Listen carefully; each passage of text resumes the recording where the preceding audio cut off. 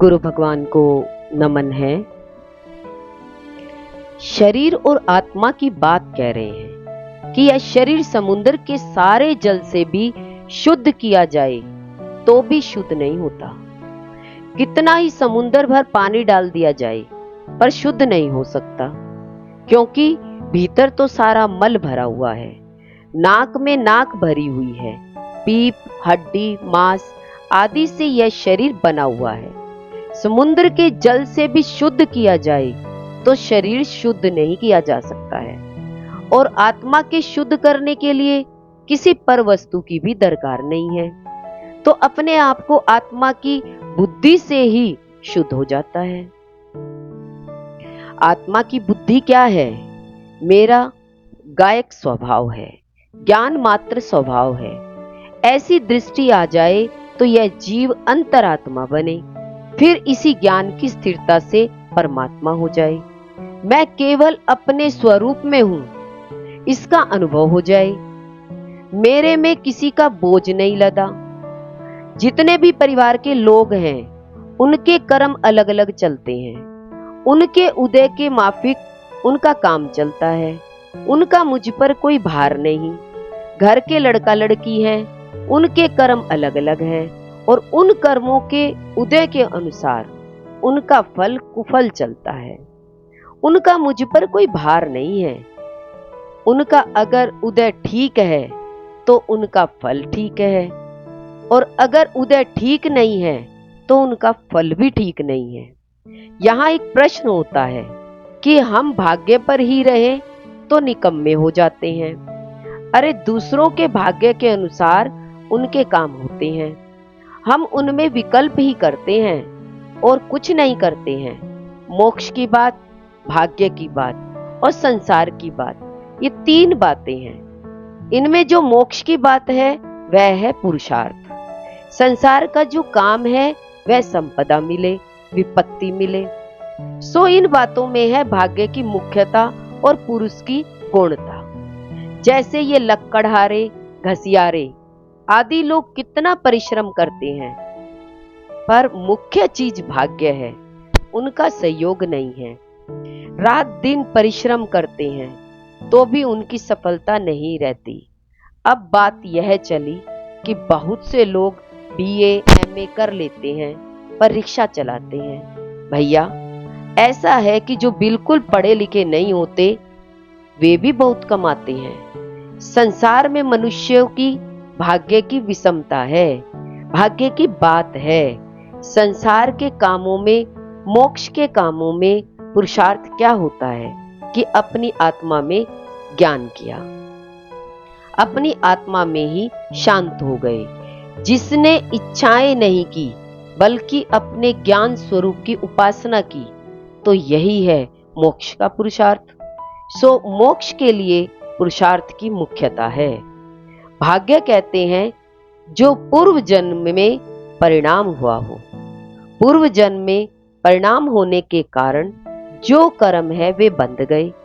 उनके उदय काल में संपत्ति विपत्ति आती है, जिसको कहते हैं कर्म। कर्मों के मोक्ष का पुरुषार्थ तो यह है कि इस आत्मा के स्वरूप में ही हम झुके। यही है पुरुषार्थ। भाग्य अच्छा आए बिना संपदा नहीं मिलती है। इस भाग्य के कारण ही वैसा ही पुरुषार्थ बना, वैसे ही कर्म बने, वैसे ही चीजें परिणाम हो गई। वर्तमान में हम जैसे परिणाम कर रहे हैं उनका फल आगे मिलेगा, तो अच्छे परिणामों के बिना कर्म नहीं कटेंगे। एक जीव कसाई है, वह हत्या करता है, पर देखा जा रहा है कि वह लखपति है, उसके पास संपदा है, पूंजी है, पर वे पूर्व जन्म के ही लाभ ले रहे हैं। अब इनमें जो खोटे कर्म बन रहे हैं उनको आगे ले चलेंगे। कोई अगर यह कहे कि मुझको दुख हो रहे हैं, तो परमार्थ को देखो तो कुछ दुख नहीं है। वर्तमान में जैसा परिणाम कर लिया वैसा फल है। जितना जीवों में धर्म है उतनी ही शांति है, उतना ही धर्म है। गृहस्थी में तो भैया थोड़ा धन होना चाहिए, गुजारा होना चाहिए, बस उसी में ही संतुष्ट रहो और धर्म धारण के लिए जीवन समझो। इसमें ही तुम्हारी शांति है। देखो, लखपति, करोड़पति, अरबपति भी तो नजर आते हैं। अगर वे मर जाते हैं तो पता ही नहीं चल पाता है कि कैसे यकायक मर गए। कहीं ट्रेन में चलते चलते मर गए, ट्रेन पर ही यकायक हार्ट फेल हो गया। धन में क्या शांति है? पूर्ण शांति तो धर्म में होती है। धर्म से जो शांति होती है वह तत्काल होती है। आत्मा की दृष्टि हो तो वही धर्म कहलाता है। आत्मा तो ज्ञान स्वरूप है, वही उपयोग में रहे वही धर्म कहलाता है। यदि धर्म करता हो अर्थात ज्ञान स्वरूप को अपने उपयोग में लिए हो तो यह जीव सुखी हो सकता है। जिस काल में जिस जीव ने अपने ज्ञान स्वभाव को लिया है तो समझो उसने अपने प्रभु की उपासना की है। जो अपने ज्ञान को पकड़े रहता है उसको दुख नहीं हो सकते हैं। यदि अपने ज्ञान स्वरूप से बाहर हुए तो दुख ही दुख आ जाते हैं।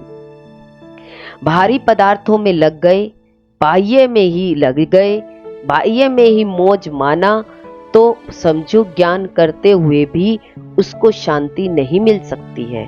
धर्म में शांति है और अधर्म में अशांति है। आत्मा की पवित्रता तो धर्म से होती है। आत्मदृष्टि से ही यह आत्मा शुद्ध होती है, परंतु यह शरीर तो बड़ा बेशर्म है। हम इस शरीर में कितनी आसक्ति रखते हैं। लोग आत्मा से आसक्ति रखने में शर्म करते हैं। अरे, हमें तो इस शरीर से घृणा होनी चाहिए। इस शरीर में ऊपर से अंदर तक देखो, सब घृणित चीजें ही नजर आती हैं। ऊपर से तो यह शरीर भला लग रहा है, पर बहुत ही गंदा यह शरीर है। जो बहुत छोटे लोग होते हैं वे विवाद के अवसर पर या कोई मेहमान आ जाए तो ऐसे समय में वे मांस खिलाते हैं। यह तो दुर्गति की ओर ले जाने की बात है। तुलसीदास जी ने कहा है कि जीव दया ही धर्म है। जब तक जीव दया नहीं आएगी तब तक खोटे परिणाम ही मिलेंगे, जिंदगी भर परेशानियां ही मिलेगी। ऐसा व्यवहार बनाओ कि परस्पर में जीवों को अपने ही समान समझो। अपने समान ही सब जीवों को समझने से भगवान के दर्शन हो सकते हैं। सबसे पहला काम यह है कि अगर अपनी प्रगति का काम करना है तो भगवान राम का सच्चा भक्त होना है। तो झूठे बहकावे में आकर कि पशु बलि से देवी देवता प्रसन्न रहते हैं, इसे न मानना चाहिए और पशु बलि का बिल्कुल त्याग होना चाहिए। पशु बलि से लाभ कुछ नहीं होता है। उन्हें ही देख लो जो पशु बलि करते हैं। जिनके लिए पशु बलि करते हैं वे सब गुजर गए। कितने ही ऐसे हैं जिनके लिए पशु बलि नहीं की गई और वे अच्छे हो गए। तो भैया भ्रम छोड़ देना चाहिए और पशु बलि का तो त्याग होना चाहिए। हमें नहीं मालूम कि यहाँ पर पशु बलि चढ़ाई जाती है या नहीं है। भैया अपना ज्ञान लगाओ, इन देवी देवताओं से बड़ा भगवान को मानो। ये देवी देवता भी तो भगवान के ही सेवक हैं। श्री राम भगवान का कितना उत्कृष्ट जीवन था। मर्यादा पुरुषोत्तम थे, प्रजा के रक्षक थे। अंत में उन्होंने संन्यास मार्ग को बतलाया और खुद त्याग तपस्या करके ब्रह्म में लीन हो गए।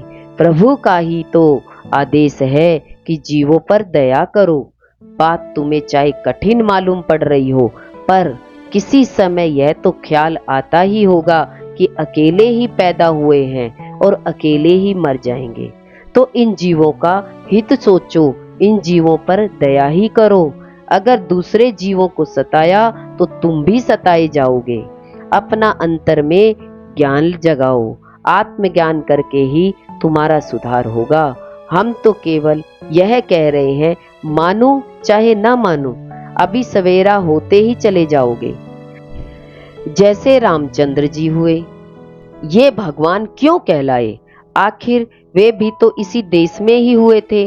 वे भगवान यूं हुए कि उन्होंने अपना ब्रह्म स्वरूप पहचाना, जो सब जीवों में एक स्वरूप है। स्वयं की ही और दृष्टि की, इस कारण से वे भगवान हुए। और ये जगत के जीव जो मोही हैं, जिन्हें घर के दो चार मोही जीव मिलते हैं, उन्हीं को वे मान लेते हैं कि वे मेरे हैं। बस इस कल्पना से ही वे अटक गए। अटक क्या गए कि वे भगवान के दर्शन न कर सके। भगवान के दर्शन वे ही कर सकते हैं जो परिवार के मोह में न अटके हो। जो मोह में अटक गया वह भगवान के दर्शन नहीं कर सकता है। इसी मोह को ही कहते हैं अहंकार। यह मैं हूं, यह मेरा है इत्यादि। अरे क्या अहंकार करते हो? ये सब तू न रहेगा, तूने ये सब नहीं किया। तू तो एक ज्ञाता दृष्टा चेतन मात्र ब्रह्म स्वरूप है। ऐसा यदि अपने को बोध नहीं करता है तो कितनी ही बड़ी अविवेकताएं हो जाए। जिस चाहे चबूतरे में हो, जिस चाहे जगह में हो, जिस किसी पत्थर पर सिंदूर लगा दो तो कितने ही देवताओं के नाम इस पत्थर के कर डालते हैं। अविवेकी लोग उनके आगे जीव हत्या तक कर डालते हैं। कितने लोग हैं ऐसे, यह तो हमें पता ही नहीं है, पर वे किसी भी पशु को, किसी भी जीव को, चाहे बकरा, बकरी, मुर्गा, मुर्गी आदि हो, तो वे जीवों को बलि चढ़ाते हैं। अरे वे जीव भी तुम्हारे ही जीव के समान हैं। उनके स्वरूप में और तुम्हारे स्वरूप में कोई अंतर नहीं है। जिन्हें अपने स्वरूप का पता नहीं है वे सोचते ही रहते हैं जो हम हैं वही सच, बाकी तो सब जीव यूं ही है। अरे किसी जीव की जान ले लेने में बड़ा पाप है और उस पाप के फल में दुख होता है। सो यह ध्यान नहीं है, खुशी खुशी पाप बढ़ाते चले जा रहे हैं। सो जो दूसरे जीवों पर दया नहीं कर सकता, उन्हें अपने समान नहीं समझ सकता, तो भला बताओ कि उसे भगवान के दर्शन कैसे मिल सकते हैं? भगवान के दर्शन उसको ही हो सकते हैं जो सब जीवों को समान समझता है। एक समान समझने के मायने यह है कि स्वभाव सबका यही है, ज्ञान स्वरूप वही है, आनंद वही है, चैतन्य स्वरूप वही है, सब एक ही स्वरूप के जीव हैं। यदि यह ज्ञान हो तो इन जीवों की हिंसा न करो। जैसे कोई अपने ही हाथ से अपने ही पैरों पर कुल्हाड़ी मार ले तो उसे आप क्या कहोगे? इसी तरह अज्ञानी जीव देवी देवता मानकर अथवा यह समझकर इन देवी देवताओं पर कुछ चढ़ा दे या मार दे तो मेरे घर के अच्छे हो जाएंगे, कामना पूर्ण हो जाएगी। अब तो जमाना बड़ी प्रगति से चल रहा है। ऐसे जमाने में यहाँ वहाँ आस पास देखने में आता है कि हिंदुस्तान के देहातों में धर्म के मामले में कुछ प्रगति नहीं कर पाते और जो परंपरा चली आई उसी के अनुसार लकीर पीटते चले जाते हैं। हमने अभी एक जगह को देखा कि एक नीम खेरा का नरवा था, लोग बैठे थे। हमने तो न देखा कि जीव चढ़ाया जा रहा है क्या, वैसे वे लोग चढ़ा नहीं रहे थे, पर ऐसे ही कहीं कहीं पर चढ़ाया जाता है। कहीं चढ़ाया भी जाता हो तो भैया इससे तो बहुत पाप है। कोई देवी देवता यह नहीं चाहता कि मेरे आगे किसी जीव का वध करना चाहिए। वे देवता नहीं चाहते कि कोई जीवन चढ़े। सत्य देव तो भगवान के स्वरूप हैं, ज्ञानमय है, आनंदमय है, वही तो ब्रह्म का स्वरूप है। वे तो सदा आनंद में लीन है। रहे संसारिक देवी देवता सो वे भी शरीर वाले हैं, उनके कंठ से अमृत झरता है और उसमें वे तृप्त हो जाते हैं, खाते कुछ नहीं। प्रभु की भक्ति करने में कुछ नटखट करना अच्छा नहीं। भगवान के स्वरूप की जो भक्ति करते हैं उन्हें भगवान दर्शन देता है। धनी हो तो क्या, निर्धन हो तो क्या, कुछ उनको चढ़ाया तो क्या, न चढ़ाया तो क्या, इससे कुछ असर नहीं होता है। भक्ति तो ज्ञान की बात है। जो भगवान की भक्ति करे वह निहाल हो जाए। मेरा तो बाहर की बातों से कोई संबंध नहीं। धर्म की प्रगति करना, अपना ज्ञान ऊंचा बनाना, दया का बनाना इत्यादि बातें अगर किसी में आ जाए तो उसका मानव जीवन सफल है। देखो यह श्री रामचंद्र जी का मंदिर है, उनके हम आप सब उपासक हैं। भगवान श्री रामचंद्र जी क्या कहीं उपदेश देते हैं किसी जीव को चढ़ाया जाए? उनका तो उपदेश यह है कि कीड़े मकोड़े आदि सभी जीवों पर दया करो। भगवान तो प्रसन्न होते हैं उनके स्वरूप के स्मरण से। इन जीवों की बलि से तो भगवान नाराज होंगे। कोई बहका देने वालों ने किसी जमाने में जो मांस खाने की इच्छा करते थे, उन्होंने किसी न किसी बहानों से जीवों को मार दे तो मांस खाने को मिलेगा, इस भाव से भोलों को बहका दिया है। तो उन्होंने तो इस दुनिया को गुमराह कर दिया। ऐसे पाप करके तो कहीं प्रगति नहीं है। उन्हें तो मांस खाने की व्यवस्था बनानी थी, सो पशु पक्षियों की बलि करने की व्यवस्था बना दी। परंतु आप लोग तो विवेकी बनो, जीव बलि का त्याग कर दो। अभी देखो, सेठिया लोग, बड़े बड़े व्यापारी लोग, लखपति करोड़पति लोग पड़े हुए हैं जो मांस आदि का प्रयोग नहीं करते हैं, पशु बलि से दूर रहते हैं। तो क्या बलि करने से उनका धन बढ़ गया? नहीं, ऐसा नहीं है। ऐसा कहा जाता है कि उनके परिवार के लोग अच्छे खासे हो जाते हैं, दया से, सदाचार से, सुमति की वृद्धि से। एक तो जीवों को मारना पाप है और भगवान का नाम लेकर मारना महापाप है। सो यह जीवन बड़ी ही कठिनता से मिला है। इसमें धर्म का पालन करना धर्म है। जीव दया की सबसे पहली सीढ़ी यह है कि सब जीवों को अपने जीव के समान समझो और किसी भी जीव की हत्या ना हो। पर को पर समझो। जिसमें वैराग्य का अंश नहीं है वह ज्ञान नहीं है। सम्यक ज्ञान के साथ चरित्र न हो ऐसा नहीं होता। स्वरूपाचरण तो होता ही है और चारित्र हो तो शांति नहीं हो सकती है। सम्यक ज्ञान होते ही बाहर की कोई भी चीज हो उससे प्रतित्या राग हट जाता है। पर से राग हो गया तो फिर वह स्थिर न रह सकेगा। यह स्वरूपाचरण वाला ज्ञान यदि नहीं है तो बर्बादी ही है। इस स्वरूपाचरण के मायने हैं अपने स्वरूप की ओर झुको। जितना ही ज्ञान होगा उतना ही अपने ज्ञान स्वरूप की ओर झुकाव होगा। मोह ना रहे, राग में राग ना रहे, अज्ञान का राग न रहे, प्रीति का राग न रहे। ये सब जितने व्यसन हैं वे सब इस देह के ही कारण हैं। सो इस देह से अलग होकर अपने गायक स्वरूप को देखकर अपने आप स्वयं सुखी हो जाऊं। इस संसार के जितने भी जीव हैं वे चाहे मनुष्य हो, चाहे पशु हो, चाहे पक्षी हो, चाहे जो कोई भी हो, सब अपनी अपनी जगह पर दुखी हो रहे हैं। किसी को दुखी करने वाला कोई दूसरा जीव नहीं है। अपना ही ख्याल करके, विचार बनाकर, विकल्प करके खुद दुखी हो रहे हैं। क्यों दुखी हो रहे हैं?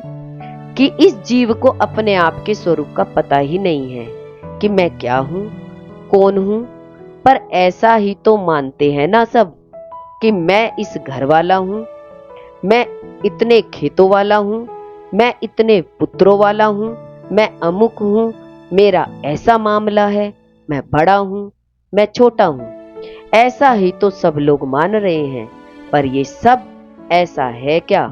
अरे आत्मा क्या कोई जाति में है? क्या आत्मा का कोई कुल है? इसका तो किसी से संबंध नहीं है। अगर अपने ब्रह्म स्वरूप का पता नहीं है, इन पर्यायों को ही मान रहे हैं कि यही मैं हूं तथा भगवान की भक्ति करे, पूजा करे, आरती करे, पर यह पता ना रहे कि मेरा भगवान कैसा है, क्या है, बल्कि उल्टा यही रटन लगा रखे हैं कि भगवान है, वही हमें दुखी सुखी करता है, लड़के बच्चे देता, धन दौलत देता, यही रटन लगा रखी है। पर भगवान असली है क्या, इसका विचार न हुआ तो कुछ जीवन का सार नहीं है। भगवान का ब्रह्म स्वरूप है, सोई ब्रह्म ज्ञान है। जो आत्मा का स्वरूप है सोई भगवान स्वरूप है। नाक में देखो तो नाक भरी रहती है, पेट में देखो कितना विकार भरा रहता है। मांस, खून, हड्डी इत्यादि से बना हुआ यह शरीर कितना अपवित्र है। इस शरीर को अगर समुद्र के पानी से पवित्र करे तो भी पवित्र नहीं हो सकता। यह तो हुई शरीर की बात। आत्मा को अगर शुद्ध करना चाहते हो तो दूसरे पदार्थ की ओर न झुको। इतने मात्र से ही अपनी आत्मा को शुद्ध कर लोगे। गिरी हुई बातों को तो सब तरह से कर सकते हो, पर यदि आत्मा को शुद्ध कर लिया तो समझो जीवन सफल है। जो ज्ञानानंद घन अपने आप को देख ले तो वही शुद्ध रहेगा, वही पवित्र रहेगा। भव भव के पाप आत्मा की दृष्टि से तत्क्षण नष्ट हो जाते हैं। तो आत्मदृष्टि में इतनी ताकत है। आत्मदृष्टि से ही आनंद प्राप्त होता है। यह आनंद अन्यत्र नहीं प्राप्त होता है। इस विषय में क्या आनंद है कि रात दिन बाहर में ही पढ़कर तृष्णा किया करते हैं।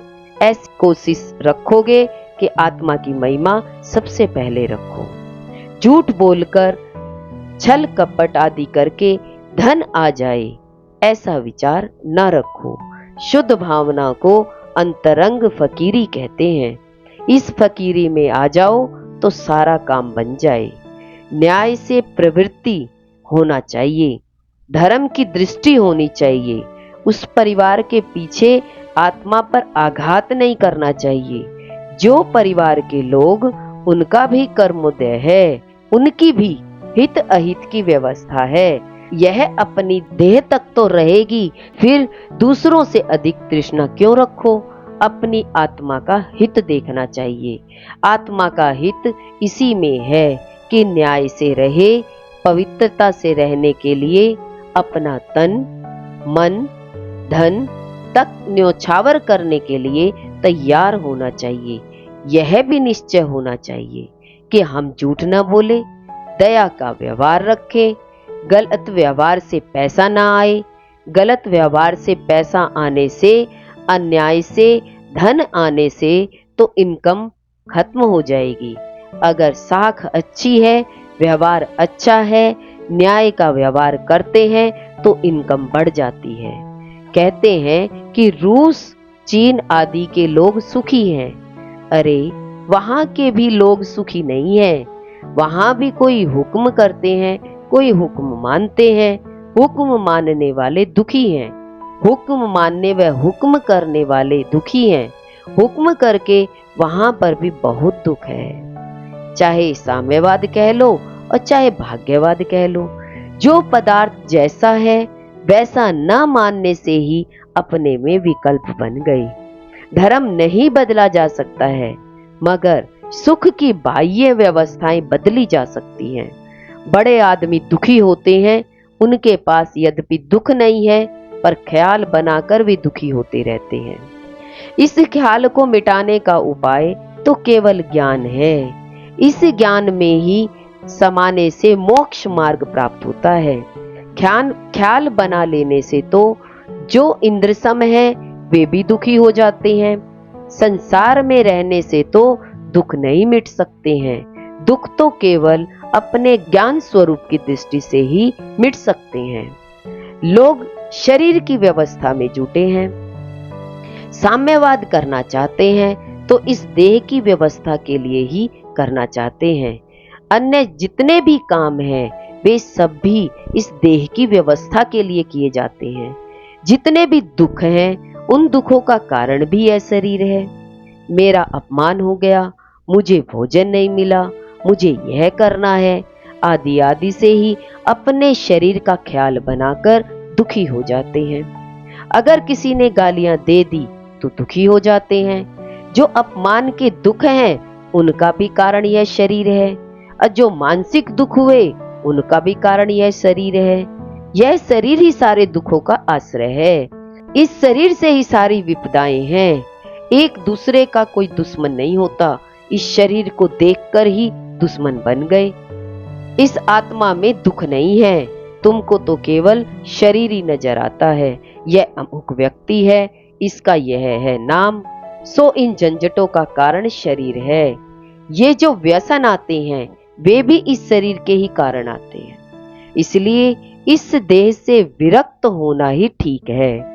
देह से विरक्त होने का मतलब यह समझो कि मैं यह देह नहीं हूं। यह देह तो जड़ है, मैं हूं, चेतन स्वरूप हूं, मैं सबसे जुदा हूं।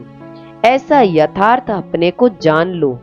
इस देह के संसर्ग से तो दुख ही है, इस देह से संसर्ग रखने से तो पूरा नहीं पड़ेगा। बनना ही इस देह से विरक्त होना है। अपना ज्ञान सही रखो, राग द्वेष मोह आदि को त्याग कर अपने ज्ञानानंद घन स्वरूप को देखो। अपने आप को यह समझो कि मैं यह देह नहीं हूं। यही समझना सम्यक ज्ञान है। यही देह से विरक्ति है। विरक्ति और ज्ञान अन्य कुछ नहीं है। ज्ञान को ही विरक्ति कहते हैं और विरक्ति को ही ज्ञान कहते हैं। ज्ञान और वैराग्य की लीला परमार्थ से एक ही स्वरूप बन गई है। ज्ञान के होने का नाम ही रागों का मिटाना है और ज्ञान होने का नाम ही वैराग्य है। वह जो कुटुंब परिवार इत्यादि के लोग हैं, उनसे मेरा कोई संबंध ही नहीं है। मैं तो उन सब से जुदा हूं, केवल ज्ञान मात्र हूं। ऐसे ज्ञान का होना ही वैराग्य है। धन संपदा आदि तो दुर्गति के कारण होते हैं। इस कारण अन्य सबसे विरक्त होकर अपने में बसा अपना स्वभाव, इस कारण धर्म मानना ही वैराग्य है। गुरु भगवान के अनंत अनंत शुक्राने हैं।